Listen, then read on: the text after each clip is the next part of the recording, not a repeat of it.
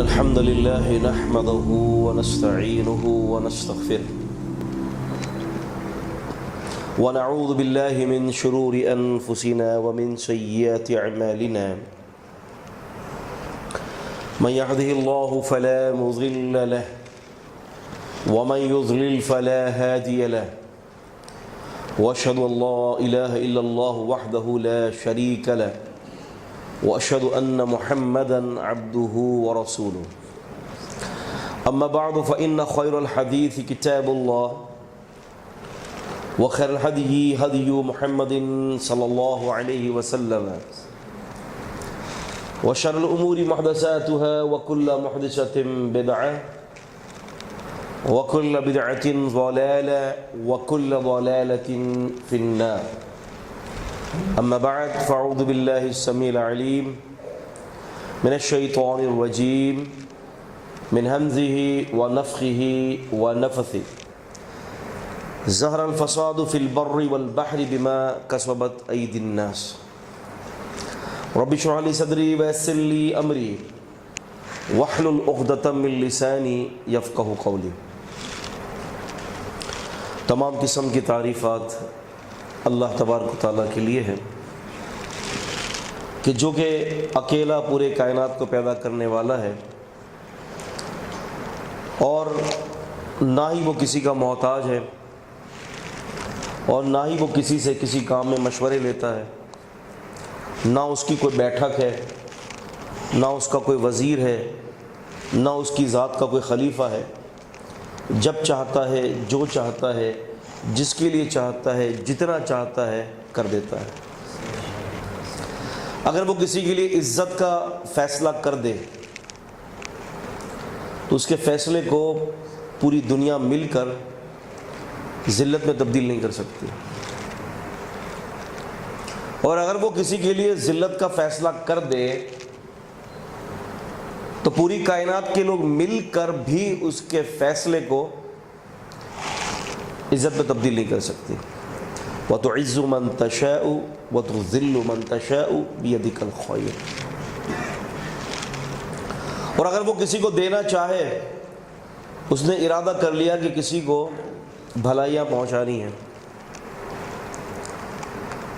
تو جبریل امین علیہ السلام سے لے کر چونٹی تک سب مل جائیں، ساری قوتیں جمع ہو جائیں، اس کے فیصلے کو نہیں میں تبدیل نہیں کر سکتے. اور اگر کسی کو نہ دے تو ساری مخلوقات مل کر دے نہیں سکتی اسے کچھ. رسول اللہ صلی اللہ علیہ وسلم بعد صلاۃ المفروضہ، فرض نماز کے بعد ایک دعا پڑھا کرتے تھے: اللہم لا مانع لما اعطیت ولا معطی لما منعت ولا ينفع ذا الجد منک الجد. اللہم، اے میرے اللہ، لا مانع لما اعطیت، کوئی روک ہی نہیں سکتا جس کو تو دے دے. کس میں اتنی طاقت ہے جو تیرے فیصلے کو روک دے؟ ولا معطی لما منعت، اور کوئی اس کو دے نہیں سکتا جس کو تو محروم رکھ دے. ولا ينفع ذا الجد منک الجد، تیری بزرگی، تیری بڑائی کے آگے کوئی بزرگی، کوئی بڑائی کام نہ دے گی. درود ہو، سلام ہو، رحمتیں ہوں، برکتیں ہوں جناب محمد الرسول اللہ صلی اللہ علیہ وآلہ وازواجہ وذریتہ واہل بیتہ وسلم تسلیما دائما ابدا. بلکہ اللہ کے تمام انبیاء پر اللہ تعالیٰ کی رحمتیں ہوں، اللہ تعالیٰ کی برکتیں ہوں. اللہ تعالیٰ رحم فرمائے ہر اپنے نیک بندوں اور ہر اپنی نیک بندیوں پر. صحابہ اکرام کی مجلس بڑی عجیب مجلس ہوا کرتی تھی. ایک تو ان کا مسئلہ یہ تھا کہ ان کی تربیت کرنے والے ہی شخصیت ہی پوری دنیا کے اندر سب سے اعلیٰ شخصیت تھی، اور پھر ان کے اندر رجحان علم دین حاصل کرنے کا ایسا انہماک تھا، وہ نبی پاک صلی اللہ علیہ وسلم کی باتوں کو اپنا ایسا حرز جان بناتے تھے کہ ان کو پتا تھا کہ یہاں سے زبان سے نکلنے والا کوئی حرف بھی بے معنی نہیں ہوتا. کوئی بات رسول اللہ صلی اللہ علیہ وسلم فرما دیں، کسی چیز کا ہاتھوں سے اشارہ کر دیں. کبھی نبی علیہ السلام کسی کے کندھے پر ہاتھ رکھتے تو اس کے کندھے پہ ہاتھ رکھنے کے مفصل معنی الگ ہوتے ہیں. کبھی کسی کے سینے پر ہاتھ رکھ دیا اس کا مطلب کچھ اور ہوتا ہے. کبھی آپ صلی اللہ علیہ وسلم نے اپنی ران مبارک پر ہاتھ مار دیا اس کا معنی کچھ اور ہے. کبھی آپ نے اپنی انگلیوں کے ساتھ انگلیاں ملا دی، محدثین اس کا معنی کچھ اور لیتے ہیں. زبان مبارک سے کوئی بات کہنا یا کوئی عمل کرنا، تو اس کے علاوہ آپ کے جسم اعضاء سے کسی چیز کا اشارہ کرنا بھی امت کے لیے فائدے سے خالی نہیں ہے. اور صحابہ کرام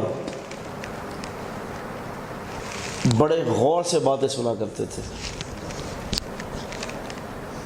اور انہی کے متبعین الذین یلونہم، ان کا کیا عالم تھا، وہ بھی جب کوئی علم دین سنتے ہیں تو ساری توجہ اس پر ہوتی کہ کوئی استاذ کوئی بات بتا رہا ہو تو اس کو حفظ بھی کرنا ہے، اور حفظ کرنے کے بعد امت تک پہنچانا ہے. امام مالک رحمہ اللہ تعالی معطا کا درس دے رہے تھے. معطا امام مالک کو ہزاروں شاگرد موجود تھے، تو آواز آئی کہ مدینے میں ہاتھی آ گیا ہے. کس بات کی آواز لگی؟ مدینے میں ہاتھی آ گیا ہے. سارے طالب علم اٹھ کر ہاتھی دیکھنے کے لیے چلے گئے، کیونکہ مدینے میں تو ہاتھی تھا ہی نہیں. مدینے میں ہاتھی آ گیا تو اس کا معنی یہ کہ وہ عجوبی چیز ہو گئی. اب سارے طلباء ہاتھی دیکھنے کے لیے چلے گئے. یحییٰ بن یحییٰ رحمہ اللہ وہ ادھر ہی بیٹھے رہے. آپ نے امام مالک رحمہ اللہ نے فرمایا کہ بیٹے سارے تو چلے گئے ہاتھی دیکھ رہے، تم بھی چلے آؤ.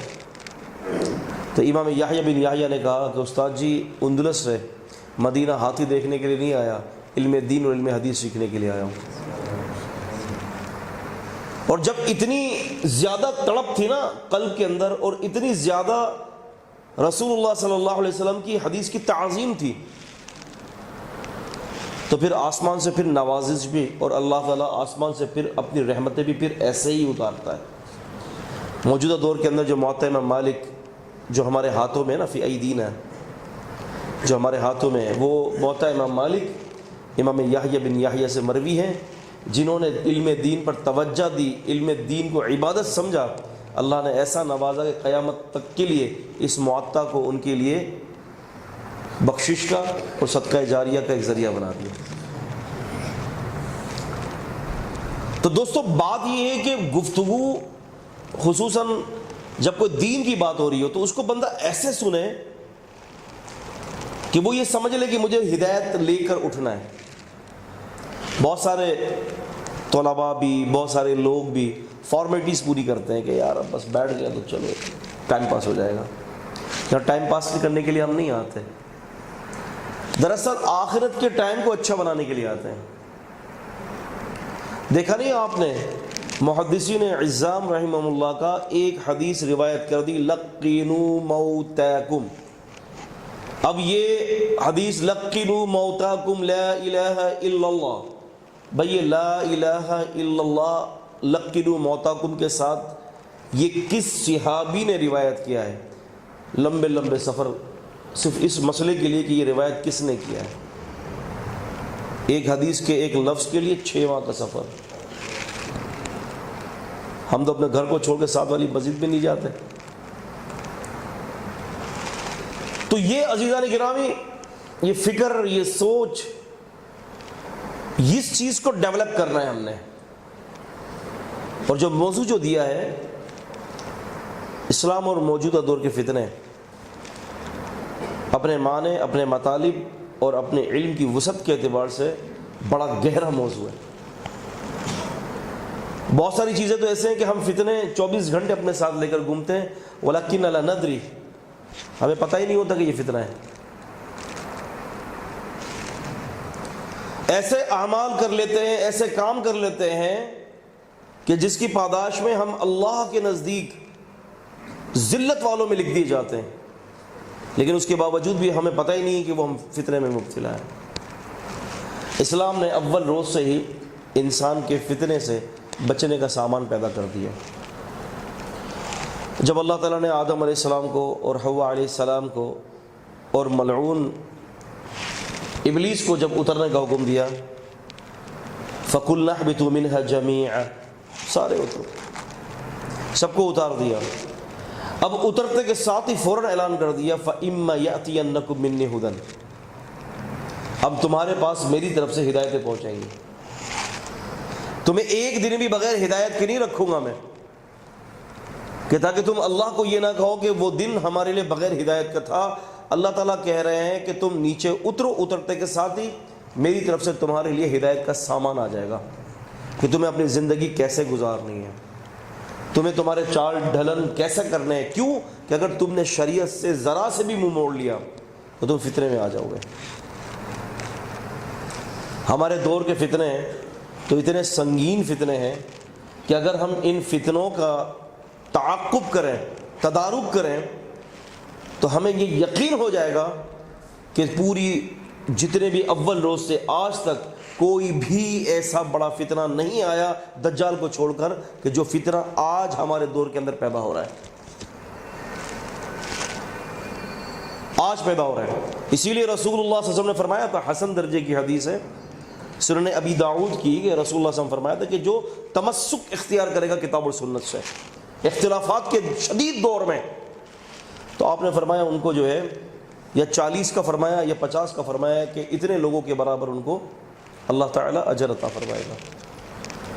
تو ایک صحابی نے کہا کہ یا رسول اللہ صلی اللہ علیہ وسلم، وہ جو لوگ جن کی تعداد آپ بتا رہے ہیں 40 یا 50، وہ ہم صحابہ میں سے ہوں گے یا بعد کے لوگوں میں سے ہوں گے؟ آپ نے فرمایا کہ جو اختلافات کے موقع پر تمسک بالکتاب و سنت قائم کرے گا، شریعت کے اوپر جو ہے وہ چمٹا رہے گا اور اختلاف شدید ہوگا، تو فرمایا کہ اس بندے کو اجر تمہارے لوگوں کے برابر ہوگا، تم صحابہ کے برابر۔ وَإِسْنَادُهُ حَسَنٌ انشاءاللہ۔ تو فتنے کے دور میں رسول اللہ صلی اللہ علیہ وسلم نے فرمایا کہ تمسک اختیار کرنا ہے کتاب و سنت سے۔ موجودہ دور کا جو سب سے بڑا فتنہ ہے، پہلا فتنہ الحاد کا ہے۔ کس کا ہے؟ الحاد کا۔ الحاد سے مراد وہ ملحدین کہ جو اللہ تبارک و تعالیٰ کے وجود کا انکار کرتے ہیں۔ اور میں یہ بتاتا چلوں کہ یہ الحاد کا فتنہ کہیں دور سے نہیں آیا، ہمارے قریب سے یہ فتنے آئے ہیں۔ ایک تو آپ یہ دیکھیں کہ ہمارے یہ ہوتا ہے کہ اگر کوئی مولوی صاحب، کوئی شیخ، کوئی عالم، میں آپ کو مقد یوں سمجھ لے کہ ہم بیٹھ کر جو ہے نا ہوم ورک کر رہے ہیں، ٹھیک ہے، تاکہ کچھ باتیں نوٹ کر کے ہم جائیں یہاں سے۔ لیکچرز تو آپ سنتے ہی رہتے ہیں، کچھ ہوم ورک لے کے جانا ہے یہاں سے۔ ہمارے یہاں اگر کوئی مولوی صاحب اگر آ جاتے ہیں نا، یا کوئی شیخ آ جاتے ہیں، اور جب وہ کلام کرتے ہیں کتاب و سنت پر، تو اس کی کوئی خاص ویلیو ہم نہیں دیتے، ایسا ہی ہے، جب تک کہ وہ دو کام نہ کر لے۔ ایک تو انگریزی ٹھکا ٹک بول رہا ہوگا تو فوراً ذہن کے اندر ایک کلک ہوگی، یار قابل بندہ ہے، کیا بندہ ہے یہ؟ قابل بندہ ہے، ماشاءاللہ، بہت پہنچی ہوئی شخصیت ہے۔ حالانکہ وہ موٹیویشنل اسپیکر جو ہے وہ آپ کو دے کیا رہا ہے؟ وہ صرف انگریزی کے ورڈز تو آپ کو دے رہا ہے، اور کیا دے رہا ہے؟ الا ماشاءاللہ۔ یا پھر وہ سائنس کی کوٹیشنز کوٹ کر رہا ہے آپ کے سامنے کہ بھئی یہ حدیث ہے، یہ آیت ہے، ماڈرن سائنس نے اس کی تصدیق کر دی ہے، یہ آیت ہے، اس کی سائنس نے تصدیق کر دی ہے، وہ سائنس کی اصطلاحات آپ کے سامنے بیان کر رہا ہے۔ آپ سمجھ جاتے ہیں کہ بھئی یہ تو چوٹی کرا لے گا۔ ایسا ہی ہے میرے اپنے مشاہدے میں کئی جگہ پر، مگر جہاں آپ نے اسلام کو، دین اسلام کو سائنس کی اصطلاحات کے ساتھ ملایا تو بس انف ہے، بہت ماشاءاللہ، کیا بات ہے۔ جبکہ عزیزان گرامی یہ بہت بڑا فتنہ ہے، یہ فتنہ آپ کو الحاد تک لے جائے گا۔ آپ کو پتہ ہے؟ پہلی بات تو یاد رکھیں کہ دین اسلام کی تصدیق کے لیے ہمیں کسی سائنس کی نیڈ نہیں ہے، ہمیں نہیں ہے۔ اس کی دلیل یہ ہے کہ یہ دین اسلام جو ہے نا دو چیزوں پر مبنی ہے عزیزوں، قرآن و حدیث پر، ٹھیک ہے؟ اور یہ کیا ہے؟ یہ اللہ کی وحی ہے، جو اللہ کا علم ہے، اللہ کے علم کی تصدیق گوروں کے اپنے آبزرویشنز کریں گے کیا؟ اپنے تصدیق کریں گے کیا؟ یعنی وہ کافر، وہ ملحد ہیں، وہ عیسائی، وہ یہودی جو راندہ درگاہ کیا ہوا ہے، جو مغضوب علیہم الضالین ہے، وہ تصدیق کر رہا ہے کہ ہاں یہ آیت بالکل ٹھیک ہے، میں نے تحقیق کر لی ہے اس کی۔ آپ کو پتہ ہے عیسائیت کی عمارت کو برباد کس نے کیا؟ آپ کو پتہ ہے عیسائیت کی عمارت، اگر آج سے آپ زیادہ نہیں 150 سال پیچھے چلے جائیں، عیسائیت کی عمارت کو تباہ کرنے والی چیز ان کے دور کے اندر سائنس کے ساتھ عیسائیت کا تجزیہ، جیسے کہ آج ہمارے یہاں کرتے ہیں اسلام اینڈ ماڈرن سائنس، کمپیٹیبل اور انکمپیٹیبل کے نام سے ہے، حدیث and modern science, Islam and modern science, miracles and modern science, معجزات اور سائنس۔ یعنی آپ یہ سمجھیں کہ مستقل طور پر 2 3 4 جلدوں پر کتابیں لکھ دی گئی ہیں کہ جوتا پہننے کی سنت اور سائنس، نماز پڑھنے کی سنت اور سائنس۔ ایک آدمی سے گفتگو ہوئی، روزہ نہیں رکھتا تھا، جب سے اس کو پتا چلا کہ روزہ رکھنے میں سائنس یہ کہتی ہے کہ بلڈ پریشر آپ کا نارمل ہو جاتا ہے، آپ کا شوگر نارمل ہو جاتا ہے، یہ سارے امراض دور ہو جاتے ہیں، تب سے اس نے روزہ رکھنا شروع کر دیا۔ مجھے بتائیے روزے کا اب وہ اجر اس کو ملے گا؟ مجھے بتائیے بھائی، دین اسلام کے اندر ایمان کس چیز کا نام ہے؟ الذین یؤمنون بالغیب ویقیمون الصلاۃ ومما رزقناہم ینفقون، کہ ایمان والے تو وہ ہیں وہ جو غیب پر ایمان لاتے ہیں، وہ ایمان والے نہیں ہیں جو مشاہدہ دیکھ کر ایمان لاتے ہوں۔ اور اس طرح تو جو ہے بہت ساری احادیث کے اوپر بھی الحاد کی وجہ سے، ان سائنس کی وجہ سے بہت ساری حدیثوں کا انکار کیا جاتا ہے۔ میں یہ بات اس لیے آپ سے یہ کہنا چاہ رہا ہوں، یہ باتیں اس لیے میں آپ کے سامنے یہ گفتگو رکھ رہا ہوں کہ یہ آج کے دور کا بہت بڑا فتنہ ہے۔ آپ کے یہ لاہور کے اندر ہی یہ ایک علاقہ ہے بحریہ ٹاؤن، آپ کے لاہور میں، وہاں پر ہے المنتہا اسلامک انسٹیٹیوٹ، وہاں پر ہے ایک بلڈنگ بنی ہوئی ہے المنتہا اسلامک انسٹیٹیوٹ۔ انہوں نے مجھے مدعو کیا تھا، 3 سال پہلے کی بات ہے، اور موضوع دیا تھا کہ حدیث اور جدید سائنس، اور انہوں نے کہا تھا کہ میمن صاحب آپ نے ساری وہ روایات آپ نے نقل کرنی ہے کہ جو بظاہر سائنس اس کی تصدیق کرتی ہو۔ تو میں نے کہا ٹھیک ہے میں آ جاؤں گا۔ تو انہوں نے چونکہ ایک سائنس کا موضوع تھا تو انہوں نے سارے پڑھے لکھے لوگوں کو جمع کر لیا، یعنی میڈیکل ڈاکٹرز وغیرہ بھی تھے، اور بالکل تازہ MBBS کے کرنے والے جو ہے وہ نوجوان بھی تھے وہاں پر، اور بہت سارے پرانے ڈاکٹرز بھی تھے، اور اس قسم کی یعنی پوری ایک اچھی گیدرنگ تھی۔ اچھا، وہ موضوع انہوں نے مجھے یہ دیا اور میں نے اس پر تقریر کیا کہ ہمارے دین کو کسی سائنس کی تصدیق کی اور تحقیق کی ضرورت نہیں ہے۔ جب آپ سائنس کو دیکھ کر مسلمان کرو گے نا تو وہ پھر مسلمان ایویں ہی ہوں گے پھر، اور جب آپ مسلمان کتاب اور سنت پڑھ کر اس کو کتاب اور سنت پیش کر کے آپ جب اس کو مسلمان کریں گے نا تو واقعی میں کوئی حقیقت کے اندر کوئی مسلمان بنے گا۔ وہ کراچی کے اندر ایسا ہی ہوا، کراچی کے اندر ایسا ہی ہوا کہ 3 لڑکے ملحد ہو گئے، پہلے مسلمان ہوئے سائنسی تحقیقات پڑھنے کے بعد، سائنس نہیں کر دیا ماشاءاللہ۔ آپ نے دیکھا نہیں وہ بگ بینگ تھیوری، اولم یر الذین کفروا ان السماوات والارض کانتا رتقا ففتقناہما، ہے آسمان اور زمین ملے ہوئے تھے، دھماکے سے ہم نے ان کو جدا کر دیا۔ کتنے لوگ اس کے اوپر لوگوں نے جو نا اپنے جو ہے وہ اظہار خیال ڈالا، اور کتنے کافر مسلمان ہوئے اس سائنس کی اسٹیٹمنٹ پر۔ آپ کو پتہ ہے اب وہ اسٹیٹمنٹ بدل چکی ہے سائنسی، اب کیا کریں گے؟ آپ سمجھ رہے میری بات کو؟ اب کیا کریں گے بھائی؟ اب ریورس، وہ 3 لڑکے ریورس ہو گئے، ہمارے پاس غالباً اس کے رابطے بھی موجود ہیں عاصم بھائی، پیچھے ہو گئے مرتد۔ کیوں؟ کہ کس نے کہا تھا آپ کو جو ہے وہ اس کو اسلام کا کلمہ پڑھاؤ سائنس دکھا کر، اصول دعویٰ کے اندر واضح طور پر یہ بات ہے، کتاب اور سنت اس بات کے اوپر عیاں ہے کہ کسی کو مسلمان اس کے ذریعے نہیں کیا جائے گا، کسی کو مسلمان قرآن و سنت کے ذریعے مسلمان کیا جائے گا۔ اور پھر جب کوئی شخص کتاب اور سنت کے دیکھ کر مسلمان ہوتا ہے نا، تو پھر اس کے ایمان کا لیول ہی کچھ ہوتا ہے۔ فار ایگزامپل رسول اللہ صلی اللہ علیہ وسلم جب معراج سے تشریف لائے نا، تو یہ پورے جگہوں پر یہ بات پھیل گئی کہ رات کے کچھ حصے میں رسول اللہ صلی اللہ علیہ وسلم آپ اقصیٰ گئے، مسجد اقصیٰ مکے سے، ٹھیک ہے، وہاں گئے ہزاروں کلومیٹر کا سفر، واپس بھی آ گئے وہاں سے ہزاروں کلومیٹر کا سفر، اور رات کے کچھ حصے میں، جبکہ اس وقت سواری کے لیے گھوڑا، خچر یا پھر اونٹ استعمال کیا جاتا تھا۔ نبی پاک صلی اللہ علیہ وسلم نے تو کبھی زندگی میں سمندر کا سفر کیا ہی نہیں ہے۔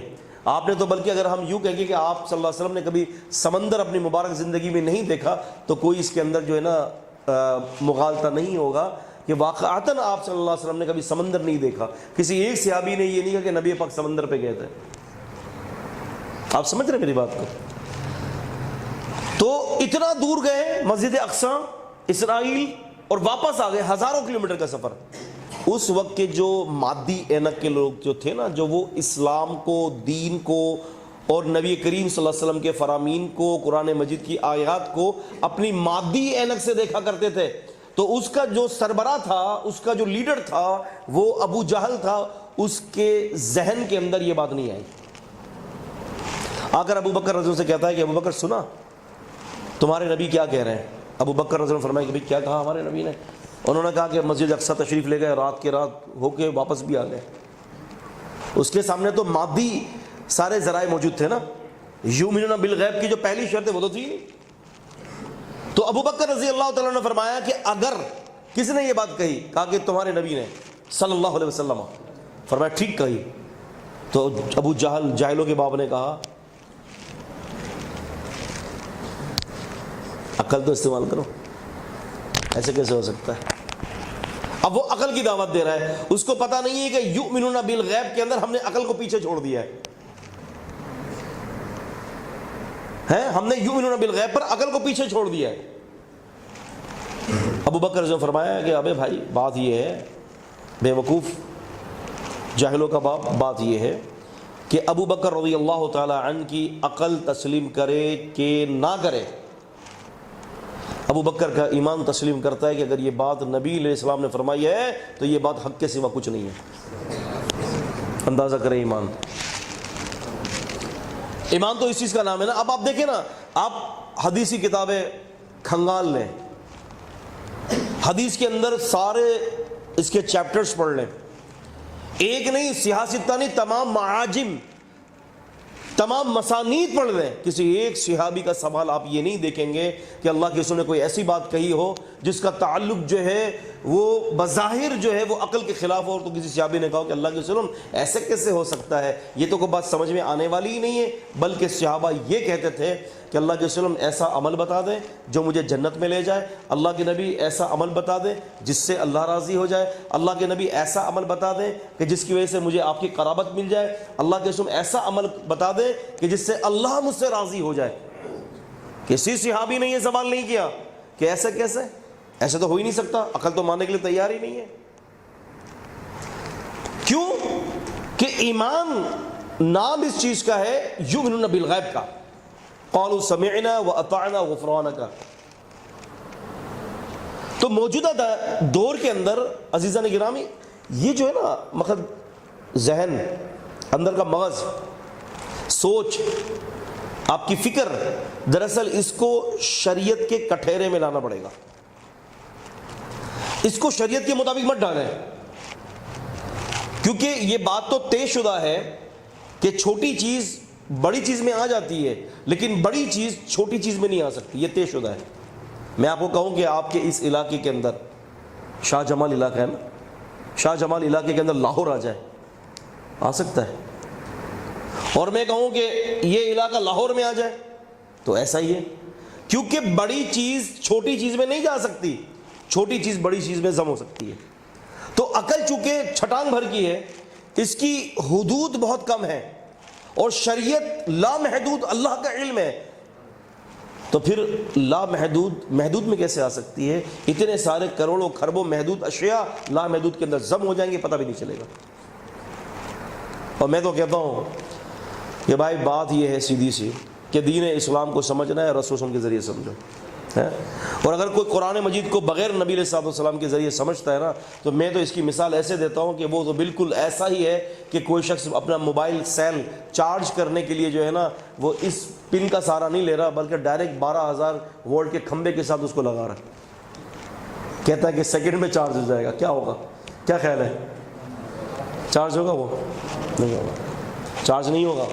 بالکل اسی طریقے سے دماغ کی وائرنگ، دماغ کو چارج کرنے کے لیے اگر آپ حدیث کو بیچ میں لگا دیتے ہیں اور ڈائریکٹ قرآن سے لگائیں گے، دھماکہ ہوگا، سمجھ نہیں سکتے، کیونکہ رسول اللہ صلی اللہ علیہ وسلم آپ کو سمجھائیں گے نا۔ اچھا ایک دفعہ میں آپ کو بڑی مزے کی کہانی سناتا ہوں، بڑی مزے کی کہانی سناتا ہوں، بڑی دلچسپ کہانی ہے۔ ڈاکٹر حمید اللہ رحمہ اللہ 1900 عیسوی کے ایک بڑے ریسرچر اسکالر تھے، اور ان کی ریسرچ جو تھی وہ اسلامک تاریخ اور نبی پاک صلی اللہ علیہ وسلم کے خطوط، نبی کریم صلی اللہ علیہ وسلم کے جو تدوین حدیث کے جو مراحل تھے نا، اسٹیجز، اس کے اوپر ان کی بڑی دسترت تھی، اور انہوں نے کافی ساری کتابیں لکھی ہیں۔ تو وہ کہتے ہیں کہ ایک دفعہ ایسا ہوا کہ میں اور doctor Murray's بکائی the Bible Quran and science والے، ٹھیک ہے۔ اچھا ان کی جو یہ کتاب ہے نا، the Bible Quran and science, یہ دنیا کی لگ بھگ 50 زبانوں میں شائع ہو چکی ہے، اور 5واں باب انہوں نے حدیث کے اوپر لکھا ہے۔ 4 باب قرآن مجید پر ہے، اور 5واں باب جو ہے، جو چیپٹر ہے، وہ حدیث پر ہے۔ تو اس 5ویں چیپٹر کے اندر انہوں نے بہت ساری باتیں لکھی ہیں۔ انہوں نے کہا کہ میں نے صحیح بخاری سے 200 حدیثوں کو الگ کر دیا ہے۔ کتنی حدیثوں کو؟ 200 حدیثوں کو الگ کر دیا ہے، کہ جو کہ ہماری سائنس کے خلاف ہے۔ وہ نئے نئے مسلمان تھے، ان کو پتہ نہیں تھا، کسی استاد سے پڑھے ہوئے نہیں تھے، ان کو پتہ نہیں تھا۔ نئے نئے مسلمان ہو کر جب دنیا کو دیکھا کہ سارے ہی پاگل ہیں سائنس کے پیچھے، تو انہوں نے کہا کہ لگتا ہے کہ اسلام بھی سائنس کا محتاج ہے۔ تو انہوں نے کہا کہ سائنس جہاں فیکٹ بیان کرتا ہے تو اسلام تو فیکٹ بیان کرتا ہی ہے، تو اسلام اور سائنس جب فیکٹ بیان کر لیں تو ان کی آپس کے اندر جو ہے نا ایک دوسرے کے ساتھ لازم اور ملزوم ہو جاتے ہیں، یعنی کمپلیمنٹری ہو جاتی ہے ان کی آپس میں۔ تو انہوں نے بائبل قرآن اور سائنس کے 5ویں باب کے اندر بہت ساری حدیثوں کو انہوں نے رد کیا، اپنی کمزوری کے ہم کہیں گے، ہم اچھا گمان کہیں گے، علم نہیں تھا، کمزوری تھی، لگتا ہے ان کو کسی نے سمجھایا نہیں تھا۔ البتہ الحمدللہ اللہ تعالیٰ کے فضل سے اللہ تعالیٰ نے مجھے یہ توفیق دی، میری ایک کتاب انٹرنیشنل لیول کی ایک کتاب ہے، صحیح بخاری اور بائبل ایک تقابلی تجزیہ۔ میں نے 23 چیپٹرز کے اندر بائبل کا رد کیا ہے، اور یہ بتایا ہے کہ بائبل قرآن مجید تو قرآن مجید صحیح بخاری کا مقابلہ نہیں کر سکتی۔ 23 چیپٹرز ہے اس میں، اور اس میں آخری کے چیپٹر میں نے یہ کہا ہے کہ ڈاکٹر موریز بکائے پر پورا میں نے ایک چیپٹر قائم کیا ہے، اور ان کی the Bible and Quran and science کے اندر جو انہوں نے 5ویں باب میں حدیثوں کے اندر غلطیاں کی ہیں، اس کو میں نے وہاں پر جو ہے نا سارا تحریر کیا اور اس کا جواب دیا ہے۔ تو میں آپ سے یہاں پر کہنا چاہتا ہوں کہ ڈاکٹر حمید اللہ کہتے ہیں کہ میں اور یہ ہم دونوں بیٹھے ہوئے تھے، ڈاکٹر موریز بکائے، تو بات پہ بات نکلی، بڑی زبردست کہانی ہے، مجھے اتنی پسند آئی وہ کہانی، میں نے کہا آپ کے ساتھ شیئر کر دوں میں۔ تو ڈاکٹر موریز بکائی دراصل یہ اپنا دل کے ڈاکٹر تھے، ان کا ایمان لانے کا سلسلہ ایک الگ ہے، مسلمان کیسے ہوئی ہے وہ ایک الگ چیپٹر ہے۔ لیکن ڈاکٹر حمید اللہ کہتے ہیں کہ ہم دونوں بیٹھے ہوئے تھے، تو ایسا ہوا کہ بات پہ بات نکلی، تو مجھے کہنے لگے کہ یار حمید اللہ، صحیح بخاری کے اندر بہت ساری ایسی حدیثیں ہیں کہ جو سائنس کے حوالے سے جو ہے نا اگر ہم دیکھیں تو ہم نہیں مانتے اس سائنس کو، یعنی ہم اس حدیثوں کو نہیں مانتے۔ تو ڈاکٹر حمید اللہ نے کہا کہ حضرت کوئی ایک حدیث تو بتائیں کہ جس کو آپ نہیں مانتے، کون سی سائنس کے خلاف ہے؟ کہتے کہ دیکھو وہ حدیث سائنس کے خلاف ہے کہ رسول اللہ صلی اللہ علیہ وسلم فرماتے ہیں کہ جب مشروب کے اندر مکھی گر جائے، پڑھی ہے نا صحیح بخاری کتاب بدء الخلق کے اندر اللہ کے نبی صلی اللہ علیہ وسلم کی حدیث ہے، اور حدیث نمبر ہے 32-33۔ نبی علیہ السلام نے فرمایا کہ جب کوئی مکھی مشروب میں گر جائے تو اس کو پورا ڈبو کر پھر نکالو، کیونکہ آپ نے فرمایا کہ ایک پر میں اس کی بیماری ہے جو اندر چلا جاتا ہے، اور دوسرے پر میں شفا ہے جو اوپر رہتا ہے، تم ڈبو دو گے تو وہ اس کی برابری ہو جائے گی، یعنی اس کی بیماری اسی کے پر کے اندر جو لگے ہوئے جو شفا کے جو اللہ پاک نے جرثومے پیدا کیے ہیں وہ اس کو مار دیں گے بیماری کے، ٹھیک ہے۔ تو یہ کہتے ہیں کہ جی ڈاکٹر موریز بکائی کہتے ہیں کہ ڈاکٹر حمید اللہ کو کہ میں نہیں مانتا اس کو. اب دونوں ادھیڑ عمر کے تھے, بڑی بڑی عمروں کے تھے, دونوں تجربے کار تھے. تو انہوں نے کہا کہ جی کیوں نہیں مانتے ڈاکٹر صاحب, آپ کیوں مانتے کیوں نہیں, کیا ہو گیا آپ کو, اس حدیث میں آپ کو کیا ایسا نظر آ گیا کہ نہیں مانتے؟ بولے اس لیے کہ ایسی کوئی مکھی نہیں ہے سائنس کے مطابق. کیا کہتے ہیں؟ ایسی کوئی مکھی نہیں ہے. تو ڈاکٹر حمید اللہ نے کہا کہ ڈاکٹر صاحب یہ تو بتائیے کہ آپ ویسے ڈاکٹر ہیں کس چیز کے, آپ ڈاکٹر کس چیز کے ہیں؟ کہتے ہیں کہ میں تو ہارٹ اسپیشلسٹ ہوں. کہا کہ کیڑوں مکوڑوں کے اور جانوروں کے تو ڈاکٹر نہیں ہے نا؟ کہا کہ نہیں میں اس کا تو نہیں ہوں. تو بولے جب آپ اس کے ڈاکٹر نہیں تو اس فیلڈ میں جا کیوں رہے؟ جب آپ اس چیز کے ڈاکٹر نہیں ہے, بات اگر دل پہ ہو تو سمجھ میں آتی ہے کہ آپ ہارٹ اسپیشلسٹ ہیں اور بات جو ہے وہ دل کے حوالے سے ہو رہی ہو تو آپ کچھ اس کے حوالے سے کوئی اسٹیٹمنٹ دے تو کچھ سمجھ میں بھی آتا ہے کہ چلو آپ خامہ پیلی جو ہے نا اس کے اندر آپ مداخلت کر رہے ہو. یار آپ جب جانوروں کے ڈاکٹر ہی نہیں ہیں, آپ کے یہ اسپیشلائزیشن ہے ہی نہیں اس مسئلے کے اوپر, تو پھر آپ مکھیوں پہ بات کیوں کر رہے ہیں؟ تو ڈاکٹر حمید اللہ کہتے ہیں کہ یار بات تو تمہاری سچ ہے. یہ خود ڈاکٹر حمید اللہ کہہ رہے ہیں, میں نے آپ کو پورا بتا رہا ہوں ان کا واقعہ. یار بات تو سچ ہے, میں تو بہت اس کا ڈاکٹر نہیں ہوں. کہتے ہیں کہ ڈاکٹر صاحب ہو سکتا ہے کہ رسول اللہ صلی اللہ علیہ وسلم کے دور میں ایسی مکھیاں ہوں اور آج ختم ہو گئی ہوں.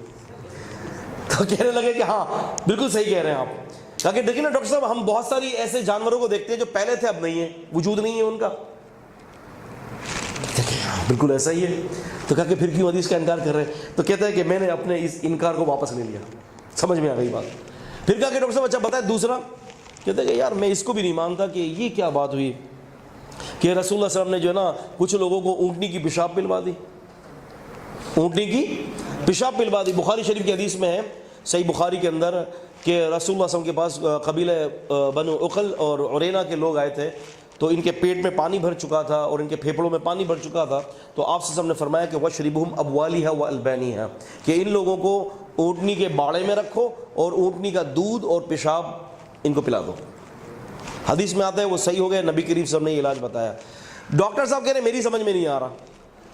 تو ڈاکٹر صاحب کو انہوں نے کہا کہ ڈاکٹر صاحب دیکھیں اس کا مسئلہ بھی آپ کی فیلڈ کے ساتھ نہیں ہے. آپ کو پتہ کیسے چلے گا؟ کہا کہ ہاں یہ بھی ہے, یہ بھی میری فیلڈ نہیں ہے. کہا کہ دیکھیے ڈاکٹر صاحب میں ایک اور بات بتاتا چلوں کہ یہ اس بات کو ذہن میں رکھ لیں کہ انسان کی جو یورین جو ہوتی ہے نا وہ انسان کا ریفیوز ہے, وہ ہم مانتے ہیں, لیکن یورین کے اندر تیزابیت بہت زیادہ ہوتی ہے, ٹھیک ہے. اور ہم جانتے ہیں کہ جسم کے بہت سارے ایسے اعضاء ہیں کہ جہاں تیزابیت کی ضرورت پڑتی ہے اور وہ اعضاء تیزابیت کی وجہ سے صحیح ہو جاتے ہیں. ڈاکٹر صاحب کہتے ہیں کہ ہاں یہ میرے علم میں تو ہے. کہا کہ جب آپ کے علم میں ہے تو پھر اس بات کو بھی سمجھ لیں کہ ہمارے نبی نے جو معقول اللحم جانور ہیں, جو کھانے پینے والے جانور ہیں, ان کے بول و براز کو نبی پاک صلی اللہ علیہ وسلم نے حرام قرار نہیں دیا.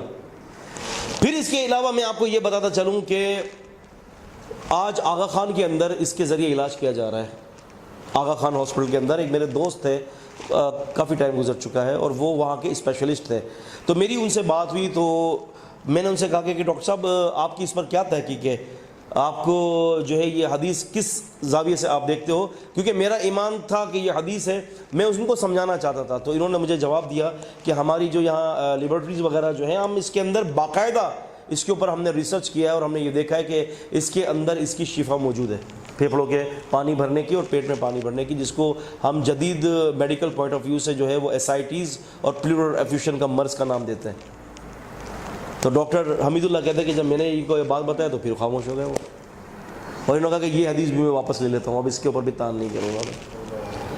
تو یہ بسا اوقات بہت بڑا فتنہ ہو جاتا ہے عزیزان گرامی, اور الہاد کا فتنہ یہیں سے اٹھتا ہے. پہلے بندہ science science science science science بیچ میں لاتا ہے اور وہ اتنا جانوروں سے بھی بدتر ہو جاتا ہے.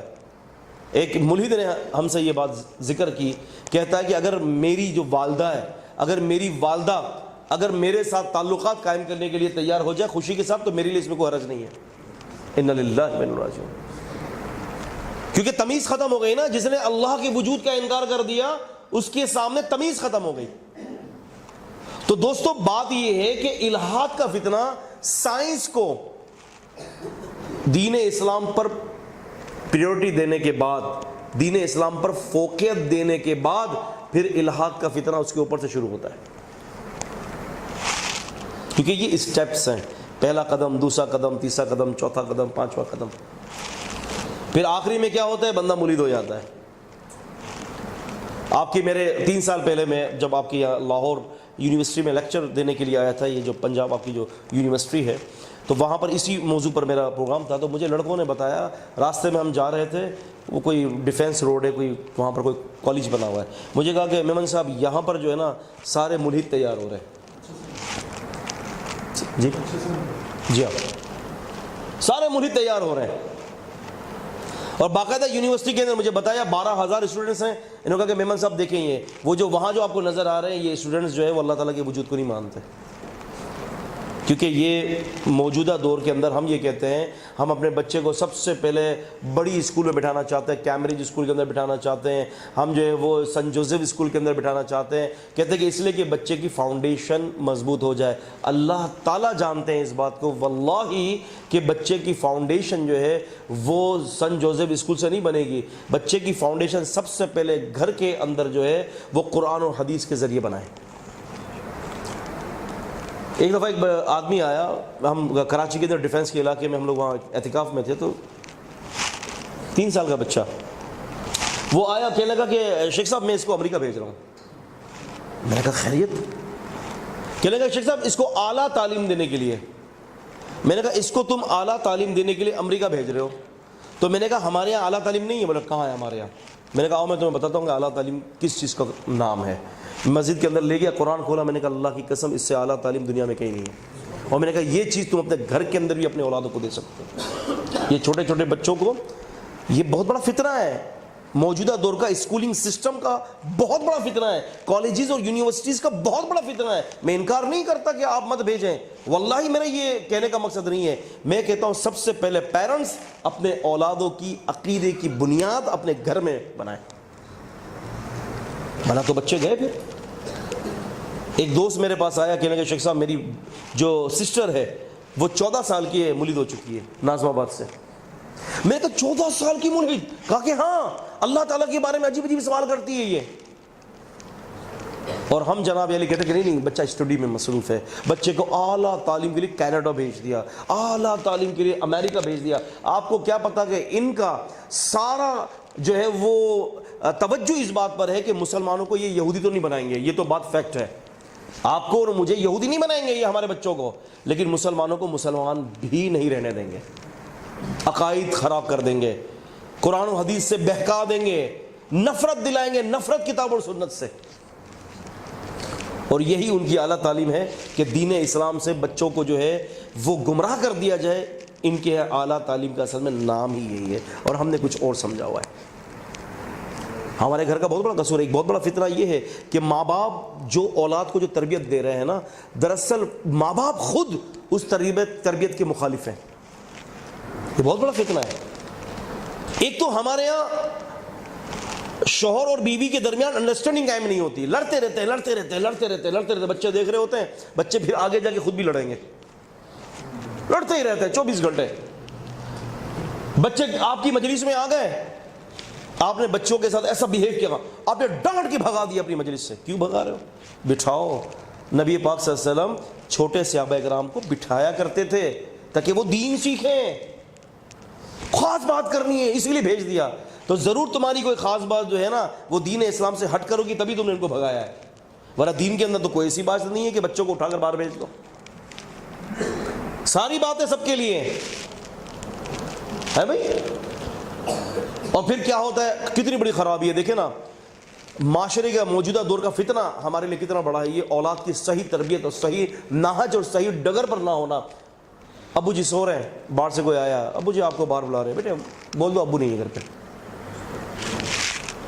اب کیا ہے، اور ابو کیا کہہ رہے ہیں، دیکھو بیٹا کبھی بھی جھوٹ نہیں بولنا، کبھی بھی جھوٹ نہیں بولنا، کچھ بھی ہو جائے جھوٹ نہیں بولنا. یاد رکھیں اس وقت یہ آپ کے قول سے زیادہ آپ کے فعل کو ترجیح دے گا یہ بچہ، کہ باپ کا فعل اور قول میں دونوں میں آپس میں جو ہے نا زبردست قسم کا تعارض ہے. تو ہم اپنے فطروں کو نہیں جانتے، یہ کتنا بڑا فتنہ ہے. اپنے گھروں کے اندر اٹھ پٹان کتابوں کا مجموعہ جمع کرنا یہ بھی ایک بہت بڑا فتنہ ہے. شاید آپ سے کسی نے یہ بات نہ کی ہو. شعاع ڈائجسٹ، خواتین بھی غالباً ہے نا، سن رہی ہے نا، شعاع ڈائجسٹ، کرن ڈائجسٹ ہے، اور سسپینڈ ڈائجسٹ ہے نا، پاکیزہ، ساری بھری ہوئی ہیں، پڑھتی ہیں شوق سے دل لگا کر، جتنا کلام اللہ دل لگا کے کوئی نہیں پڑھتا اتنا وہ پڑھتی ہیں. میں خود اس کا آبزرور ہوں سر، میں خود اس معاشرے میں رہتا ہوں، ہر چیز کو بڑے غور سے دیکھتا ہوں میں، اللہ تعالیٰ کی دی ہوئی توفیق سے. پوری رات ڈائجسٹ چل رہی ہے، ہاتھ نہیں دکھتا. اور جب آپ یہ کہہ دیں کہ بھائی تمہیں تفسیر پڑھنے کے لیے جانا ہے، تمہیں دین پڑھنے کے لیے جانا ہے، مرض بھی شروع ہو جاتا ہے، ہاتھوں میں درد بھی شروع ہو جاتا ہے. یہ دراصل ان کتابوں کا فتنہ ہے جو کتابیں ادھر ادھر کی ہم پڑھتے ہیں، وہ صحیح کتابوں کی طرف آنے نہیں دیتے. اور پھر میڈیا کا فتنہ تو پھر کسی سے مخفی نہیں ہے نا، کتنا زبردست فتنہ ہے میڈیا کا. ہم ابھی اسمارٹ فون پر بات نہیں کر رہے، ہم ان میڈیا کی بات کر رہے ہیں جو ٹیلی ویژن کی صورت میں ہمارے گھروں کے اندر انٹر ہو چکا ہے.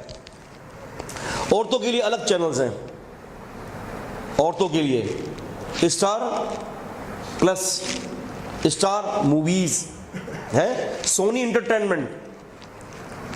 یہ میں بات اس لیے کر رہا ہوں کہ میرا کچھ تعلق ہے میڈیا سے، میں جانتا ہوں میڈیا کو. یہ چینلز باقاعدہ اس لیے بنائے گئے ہیں کہ عورتوں کی جو اسلامی جو بساط ہے نا اس کو پھاڑ دیا جائے. آپ دیکھیں نا کتنی نفرت ان ڈراموں نے دلائی دی ہے سوکن کے نام پر. سوکن ایک گالی بن چکی ہے ہمارے معاشرے میں، جبکہ بظاہر یہ مسلمانوں کا معاشرہ ہے. ایک صاحب ایک جگہ پر میں نے تقریر کی تھی، ایک بیوی کی موجودگی میں دوسری بیوی کا ہونا، یعنی ایک آدمی ایک نکاح کی موجودگی میں دوسرا نکاح کرے گا تو کیا وہ رحمت ہے یا عذاب ہے؟ آپ یقین مانے جب باہر نکلا تو چٹ آ گئی میرے پاس، آئندہ نہیں اس پر بات کرنا. ہاتھ پھیلا پھیلا کے بدوائیں دیتی ہیں. بہت سارے لوگ تو کہتے ہیں کہ ایک گھر میں گیا، شیخ صاحب بالکل بات مت کیجیے گا پلیز، شیخ صاحب بالکل مت کیجیے گا. دیواروں کے بھی کان ہیں، اتنا ڈرا دیا گیا ہے کیونکہ ان کو باقاعدہ ایجوکیٹ کیا گیا ہے، ذہن سازی کی گئی ہے ان چینلز کے ذریعے. آپ دیکھیں نا کیا ہمیں دکھایا جا رہا ہے. سوکن سے اتنی نفرت ڈال دی. اچھا پھر یہ کیا کہتے ہیں پتہ ہے، یہ اس طرح سے کہتے ہیں کہ خاوند عورت کی پراپرٹی ہے. میں یہ فطرہ بتا رہا ہوں میں آپ کو، میں اللہ نہ کرے کوئی عورتوں کی وہ بات نہیں کہہ رہا، وہ بھی جو معاشرے میں ہو رہا ہے ہمارے، اپنی پراپرٹی. ایک کی شادی کر لی دوسرا حرام. فَانْكِحُوا مَا طَابَ لَكُمْ مِنَ النِّسَاءِ مَثْنَى وَثُلَاثَ وَالرُّبَاعَ، کہ عورتوں سے شادی کرو جو تمہیں پسند ہو، دو تین چار عورتوں سے. فَإِنْ خِفْتُمْ أَلَّا تَعْدِلُوا فَوَاحِدَةً، ڈرو کہ تم انصاف نہ کر سکو تو ایک، او ما ملکت ایمانکم، یا جو تمہاری کنیزیں ہوں. ذالک ادنی الا تعولوا، یہ اس لیے ہم بتا رہے ہیں تمہیں کہ تم کہیں تعول کا شکار نہ ہو جاؤ. تو یہ بہت بڑا فتنہ ہے بچوں کے لیے. ہم اپنے بچوں کو کیا کرتے ہیں، میاں بیوی فار ایگزامپل باہر سے آئے، الگ کمرے میں بیٹھے ہوئے، کوئی ڈسکس کرنی ہے، بیٹے اس کمرے میں جاؤ اور کارٹون دیکھو. ایسا ہی ہوتا ہے، اس کمرے میں جاؤ کارٹون دیکھو. 100 چینلز کم از کم آپ کے ٹیلی ویژن پر آ رہے ہیں. ایسا ہی ہے بھائی، 100 چینل. اب بچے کو کارٹون نیٹ ورک لگانا ہے یا کوئی اور کارٹون کا تو وہ گھمائے گا ایک چینل. پتہ نہیں کیا کیا خرافات اس بچے کے آنکھوں سے گزر کر جا رہی ہیں. ماں باپ ڈسکس کر رہے ہیں، بچے کو چھوڑ دیا، کارٹون دیکھے گا، دل بہلے گا. انٹرٹینمنٹ، یہ انٹرٹینمنٹ نہیں ہے بچوں کی. بچے کی بساط کو، بچے کی ایمانیات کو اور بچے کی شرم و حیا کو تباہ کیا جا رہا ہے. آپ دیکھ لیں ٹام اینڈ جیری کارٹون کو، ہاں سب بچے جانتے ہیں ٹام اینڈ جیری کارٹون. میں کیا بولوں آپ کو، آپ دیکھیں اس کے اندر باقاعدہ اس کے لباس دیکھیں، ٹام اور جیری کے جو لباس ہوتے ہیں بالکل لباس وہ جو شریعت کے خلاف ہے. میں آپ کو بتاؤں، آپ خود جانتے ہیں. سینڈریلا پوری رات گھر سے غائب، رات کو دیر سے آتی ہے، بچے کو بتایا جاتا ہے کوئی بات نہیں، آپ جو ہے وہ فرینڈ شپ کرو ہیں خواتین سے، عورتوں سے، لڑکیوں سے، بھلے رات بھر. بچیوں کو بتایا جائے رات بھر آؤ، کوئی مسئلہ نہیں ہے. اس گندے ماحول کو یہاں پر انڈیلا جا رہا ہے اور ہم کہتے ہیں کہ بچہ انٹرٹینمنٹ میں لگا ہوا ہے. بوڑھوں کے لیے ریسلنگ لگا دی گئی اور خبریں، ویسے بھی ان کے تو دنیا سے جانے کا وقت آ چکا ہوتا ہے، ویسے بھی ریسلنگ کے ذریعے اور عجیب جو ہے وہ سنسنی خیز خبروں کے ذریعے ان کو پاگل کر دیا. اب وہ پریشان، آپ نے دیکھا نہیں کرکٹ چل رہا ہوتا ہے، بوڑھے سارے کرکٹ دیتے، اللہ ماشاء اللہ، میں سب کی بات نہیں کر رہا، وہ کرکٹ دیکھ رہے تھے ہارٹ اٹیک ہو گیا. کراچی کے تو 2 بوڑھوں کا جو ہے وہ ہارٹ اٹیک ہو گیا، سینہ بند ہو گیا، مر گئے. کیا کر رہے ہیں بابا جی؟ ایسا مقد سائیکو نفسیاتی مار. بوڑھوں کو ریسلنگ میں لگا دیا ہے، بوڑھوں کو خبروں میں، ان کو پتا ہے نا یہ بوڑھا اگر تربیت پر آ جائے گا تو تربیت کرے گا سب کی، اس کو ایسا کرو کہ ذہنی مار مارو، ان کے لیے الگ چینلز ہیں، ریسلنگ ریسلنگ ریسلنگ ریسلنگ. اور ینگ کو تو آپ کو پتا ہے کیا کچومر نکال دیا ہے، ان کے لیے تو سارے چینلز اوپن ہیں. ایک وقت تھا کہ ڈش اینٹینا ایک وقت تھا کہ ہزاروں روپے میں ملتا تھا، آج تو گھر جائیں آپ مارکیٹ کے اندر اور 2000 روپے کا توا اٹھا کر لے آئیں. جو چینلز آپ نے لگا رہے ہیں ادھر موو کریں اور آپ دیکھیں. یہ تباہ کاریاں عزیزوں، تباہ کاریاں، یہ ہمارے ایمان کو برباد کرنے والی تباہ کاریاں ہیں. پھر پرنٹ میڈیا نے بھی کمال کا غضب ڈھا دیا. پرنٹ میڈیا نے رنگا رنگ کتابیں انکار حدیث پر کتابیں ہمارے گھروں تک پہنچ جاتی ہیں. میں اس کے ایڈریس نہیں بتاؤں گا تاکہ پھر یہ کہ آپ سب کو پتہ چل جائے گا، اس کو میں نے مشہور نہیں کرنا. میں بس اتنا بتانا چاہتا ہوں کہ 40 جلدوں پر رنگا رنگ کتابیں پورے پاکستان کے اندر کروڑوں روپے کی تعداد کے اندر کراچی سے تقسیم کی گئی ہیں، سارے انکار حدیث پر. اسی میں ایک کتاب تھی اسلام کے مجرم، جس کا جواب اللہ تعالیٰ نے میرے ذریعے دلوایا. اسلام کے مجرم کون؟ ہو از کریمنل آف اسلام. یہ کتاب میرے خیال سے 1-2 ہی نسخہ ہوگا، ابھی ایک بھی نہیں ہے ختم.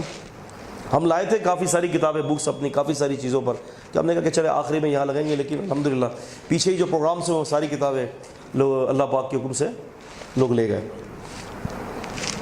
تو کہنے سے مراد یہ ہے کہ ایک یہ فتنہ ہے.